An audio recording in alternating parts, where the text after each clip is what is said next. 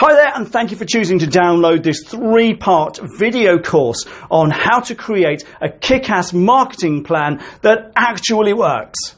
My name is Carl and I'm the author of the book Smashing Self-Employment and also founder of the online community smashingselfemployment.com. And just in case you're wondering, yes, this marketing plan does work. We used it a number of years ago, and once we got our head around this and started to actually put it into practice, we doubled our sales in less than 9 months. In fact, I think it was like 8 months and a week it took us to double our sales by just using the concepts, putting them into action that I'm going to go through with you over these 3 videos. So, where do we start with a marketing plan? Well, marketing always starts with, like many things, with a 3-letter abbreviation, a TLA. A, B, C. Now, okay, what does ABC mean? Well, first of all, and they work in this order, is audience. What's your audience? What's your target market? The second part is boast or brag. What is it you're saying to your target market? What's the key messages you want to get across to them? The things that make you stand out from your competitors. And the last part is channel.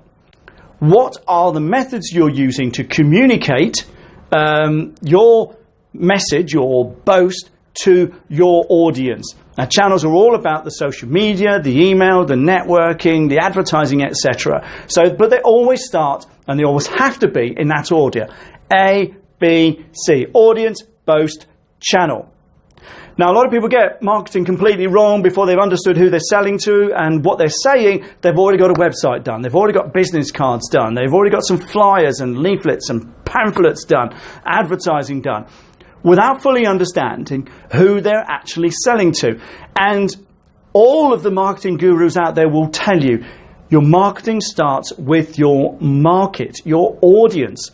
You need to absolutely understand who you're selling to. And that's where we're going to start with the key things on this marketing course.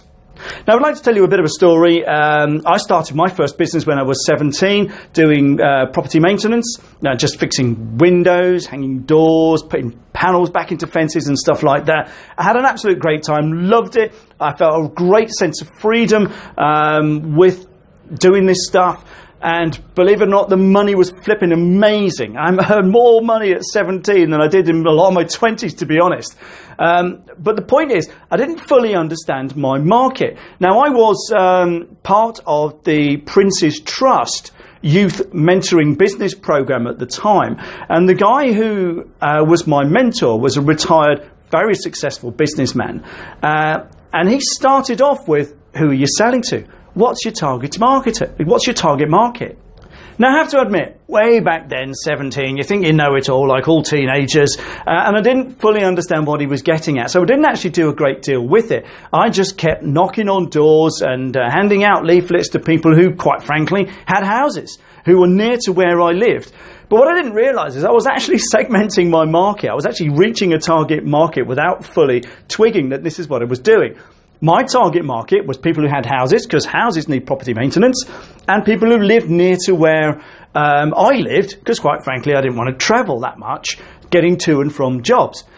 And I built up quite a successful business, just literally handing out leaflets, knocking on doors, asking people how if they'd got anything that needed doing, and if I gave them a card and said, look, if you've got any odd jobs that needs doing, pick up the phone and give me a shout. So my audience was actually inadvertently quite well worked out. My boast was that I'm local and I don't charge a huge amount of money, and the channel was knocking on doors and handing out cards. Now, at the time, this was the second half of the 1980s, at the time this was an incredibly effective marketing method, because nobody else doing property maintenance and DIY stuff actually went knocking on doors.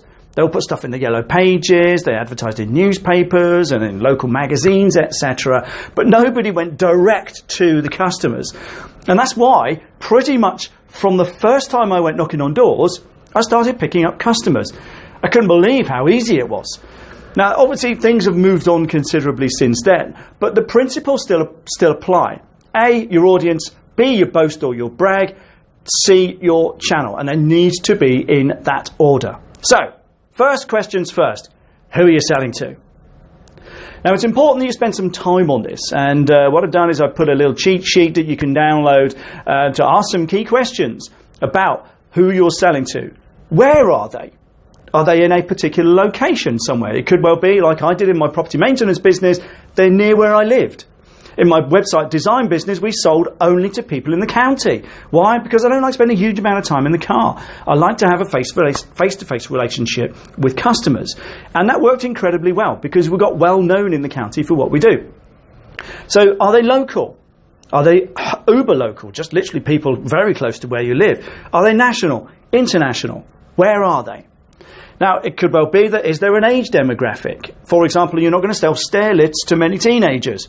The novelty factor might be there, but quite frankly, they're never going to buy it. Same thing, it's unlikely you'll sell the latest, hottest mobile phones and smartphones to the over 60s. So, again, is there an age demographic here? Think about what you're selling and who you're selling it to. If you've been in business a little while, to have a look at your audience that you already have. That will be reflective of the demographics, the key demographics in your business. Is there an income demographic? Is there a social demographic? We did an exercise a number of years ago with a gardener. Turns out he wants to sell to working families on the outskirts of the city who have kids, have a garden, got the money to spend on looking after the garden, enjoy spending time in the garden, but quite frankly have no time. And that's how he worked out his demographic. And then he only went out marketing directly to those people most likely to buy in his target market. His boast was that love your garden, like spending time in it, but don't have the time to look after it. We're here to help. And his channel was literally, he went leafleting the villages on the outskirts of the city, where he worked out most of his target market actually lived. And it worked incredibly well. So have a think about who you're selling to. It could well be if you sell football boots, you want to sell to football players. Kind of makes sense. So, think about selling, say, for example, on Facebook, using ads to people who are interested in playing football. Rugby players buy rugby gear. Tennis players buy tennis rackets, shoes, shorts, etc. So you've got loads of things. Women buy more hair care products. Funnily enough, I managed to get on the mailing list of a men's grooming business. I don't know how. Don't remember subscribing it, but I thought, I don't tend to use men's grooming stuff. Wasted on me. So have a think about who you're selling to. Where are they? Who are they? How old are they? What gender are they? And quite frankly, if you sell lingerie, you're unlikely to sell it to many men. But so why bother spending lots of time and money just trying to reach everybody? Focus on women. And women of a certain age demographic, don't know. Never sold lingerie. But you see what I'm getting at here. Work out your audience. Who are you selling to? Answer those questions. Who, where, what, why.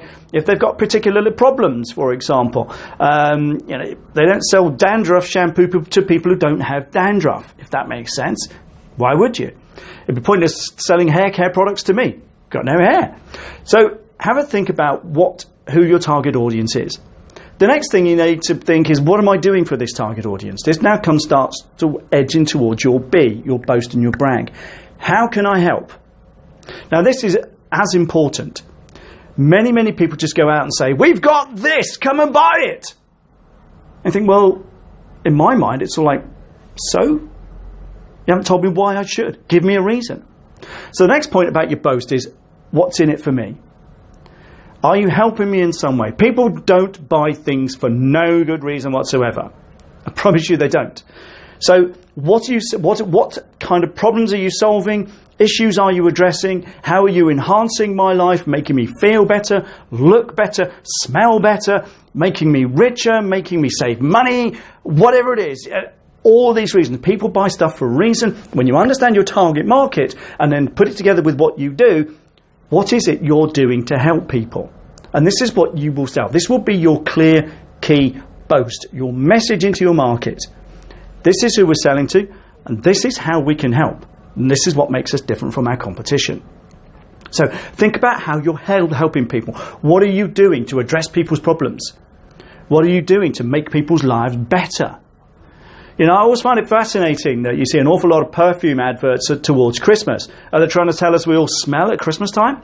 Or in the last few months of the year? You don't see that many throughout the rest of the year. I don't know why.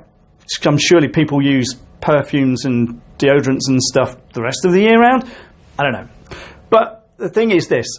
Have a think about who you're selling to. What are the key things that you're trying to address with your target audience? What problems are you solving? How are you making somebody's lives better, easier, more fun, less hassled, etc.? And this is what your B is. This is your boast. And then the final part of that is your channels.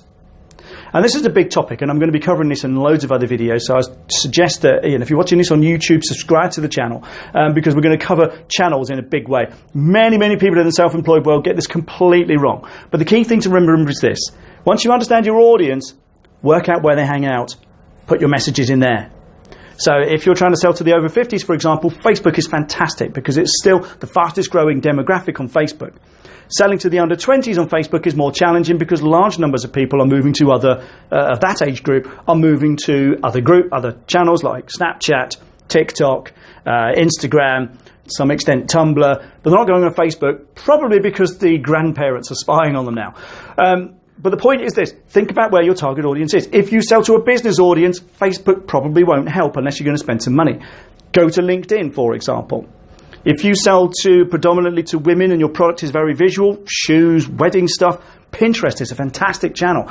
Over 80% of the audience on Pinterest is women. So have a think about these demographics. If you sell locally, for example, it's pointless spending money on a national campaign. Can you do stuff that's more local, more close to where you are? The key thing is this. Have a think about who you're selling to, what you're saying to them, and the channels. But only use the channels where your target audience is. In my website Design Business, for example, we sell to businesses. So we didn't spend a huge amount of time. We don't spend a huge amount of time on Facebook. We don't spend a huge amount of time on Instagram. We spend a lot of time on LinkedIn. We spend a fair bit of time on Twitter. We do spend money on Facebook advertising, but that's very targeted only at our target audience. So again, think about who you're selling to. And those are just the social medias. We do email marketing, we do networking as well, and we do other stuff too. But we're only putting our messages where our target audience goes, and you should do the same. So, this whole marketing concept then. Ultimately, marketing is just about getting and keeping customers. There's two factors to it, and you need to be making sure that you're doing both. Getting customers, yes, that should be a major activity, but nurturing the customers you already have is also a big deal. Simply because you need to make sure that your customers are looked after. One of the most common reasons why people will go from a particular supplier to another one is because they don't feel looked after. They don't feel valued. They don't feel appreciated as a customer. Make sure that you are appreciating your customer. What my friend Julia calls the gas factor. GAS. Give a shit. Make sure you let your customers know that you're there and you care. Simple as that. I urge you to do it. Now, another thing with your marketing is to try and speak their language. Now, one of the things that has become very apparent over the years is that people don't read big chunks of text on websites. It's hard work. And so you need to be very clear with your communications. Don't use technical language. Don't try blinding people with science. Don't try and be clever. Be clear. Clear communication will win over clever and correct communication every single day of every single day of the week. So try and be clear. No matter what channel you're using, don't be clever. If you use business cards, for example, make sure that it's easy to read. The number of times I picked up a business card and the font is so fancy and the colour is so faint, you can barely read it. You're thinking, well, that's not helping you. What if I wanted to do business with you and I can't read your flipping phone number? So make sure you're being clear. Clear communication, straightforward language. Use conversational terms in all of your marketing. And not just talking about websites, but everything you put out, use conversational terms. People love to be able to digest information quickly. And if people can digest it quickly, they can make decisions quickly. Confused people never make decisions. Confused people never buy. Keep it clear. Keep it simple. Keep it direct. Really, and I mean this. The more complicated, esoteric advertising out there doesn't get a great response over the clearer, this is what we do and this is how we can help kind of marketing. So go down that road. Don't be clever, be clear. Clear will always outsell clever every day. And remember to put in there, what's in it for me? How are you helping me? How are you going to make my life better? Now, another big thing is to make sure that you're checking your results on your marketing as well. And if you're not monitoring the results, you'll have no idea how much of this stuff is actually working. If you're doing blogging, for example, and sharing all those blog posts out onto your social media, make sure that you're checking the analytics on your website to see if people are actually reading it. If they're not, you have to rethink your marketing strategy. If they're coming to this particular blog post and only staying for 5 or 6 seconds, then you think, well, is it difficult to read? Is there something I'm not quite doing right here that's not keeping people engaged? If the social media activity and getting people to your blog, for example, doesn't seem to be working, think, what am I doing wrong? Is there something I can improve? The key thing with this is to always try and work on improving. Work on improving your marketing often, simply because it's never ever going to stand still. Check the results, check your analytics on your website, for example, analytics on a lot of social media channels too. You can check response rates on emails, etc. Who's clicking and in what kind of numbers, what are they going to go and see, etc. Refine, refine, refine. It's that Kaizen approach that the Japanese use of constant improvement, and you should be doing the same. Another big thing I see in the small business world and in the self-employed world is people constantly focus on selling to new customers. You need to spend nearly as much time selling to existing customers as you do to new customers. The worst word you can ever hear from a customer is, "Oh, I didn't know you did that." I've heard that so many times, not necessarily with respect to us, but for other people I've worked for, where they start promoting other stuff to their clients and their clients simply say, "Wow, I didn't know you did that." Now, I'd like to tell you a story. When I first started my training business a number of years ago, my first client was a local accountancy firm, and they just wanted to get more customers. That was, can you come and help us develop ways to get more customers? So we did loads of stuff, and then we did what was known as the windows of opportunity. And it was a grid whereby literally columns and rows, customers down one side, what they sold across the top, and they ticked the box where the customers were actually buying their services. Now, they sold 15 different services in this accountancy firm. There was 20 people in the company, 15 different services. And it turns out that the overwhelming majority of their customers, clients, were only buying a minority of the things they could actually offer. So the key question was this: how many of those customers are you actually told about all the things that you can do? And they looked around the room at each other and they realised there were so many of these different services that they'd not bothered to tell their customers about. So my next question was, well, how on earth are they going to buy more stuff and you're going to increase your sales if all of these people who already do business with you, already know you, you've already got a relationship with them, they already trust you? How are you going to sell more if the people you already sell to don't even buy what they could possibly buy simply because you've not told them? Now, this was a real eye-opener to them, and to some extent I wish I kind of started with this, but the key thing was, I said, if you do nothing else over this coming year but fill in those boxes, sell as much as you possibly can to everybody who's already buying from you, then I promise you it will make a massive difference. And it took them just over a year to double their sales to existing customers. They doubled their sales, their revenue from existing customers in just over a year, purely on the basis of selling to existing customers, things that they already did. So make sure that you are selling to people who already do business with you. Never, ever, ever get to the point where somebody says, "Oh, didn't know you did that." All of your customers need to know all about all of that you do. It really is that simple. Now, another big deal is having two lists, and this comes back to a number of things that I've said, particularly on selling to existing customers. Two lists. Potential customers and existing customers. The marketing to potential customers, those who know you, they're on your list, they know who you are to some extent about what you do, and those who already do business with you, the marketing approach is going to be very different to each of them. So why just lump them all into one? Make sure you have two lists. Regular stuff going out to existing customers, show them the gas factor, and regular stuff going out to potential customers, letting them know that you care, but also letting them know that you're there to help, and this is the stuff that we can do which is going to make your life better and easier. The beauty of it is, if you can put all of this lot together and be consistent with it, and consistent is the key. If you do poke it with a stick methods, you're going to get poke it with a stick results. You need to be consistent. If you're going to put stuff out onto social media, it needs to be every day. If you're going to do blogging, it needs to be at least every single week. If you're going to do email marketing, it needs to be at least every other week. every 3 weeks at most, to stay front of mind. If you're going to do networking, you've got to go out and you've got to be consistent. You've got to be seen. And if you're going to do this advertising, you need to be consistent. But again, be consistent. Write a plan. And that's what this video is all about, is write a plan. In the next 2 videos, we're going to start nailing down your action plan. I've just covered the concepts here and the key things that you need to get across and consider and take into account when you're writing your plan. And it's all about, who are you selling to? What's your boast? What are you saying to them? Say it in the right way and clearly with benefits in it for the customers. And what channels are you using? Are you selling to existing customers? You know, I've got a client and also a friend who is a tax specialist. And she was putting out an email once a month to her customers and to her prospects. And she said, well, my email marketing doesn't seem to be doing much. And I said, well, once a month isn't enough. Not nearly enough. I said, you need to be every other week. And you need to be highlighting your expertise and how you can help. As soon as she started doing that, funnily enough, she started picking up more sales from her email marketing.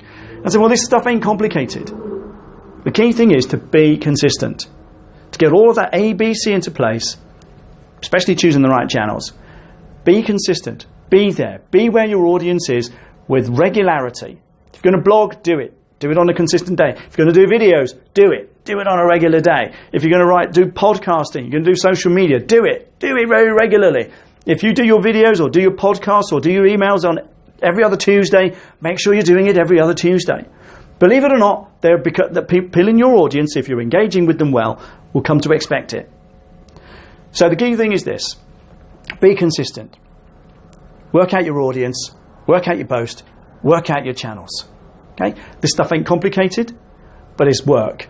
And in the next 2 videos, I'm going to cover the key things that the next steps of putting together your kick-ass marketing plan that really gets results.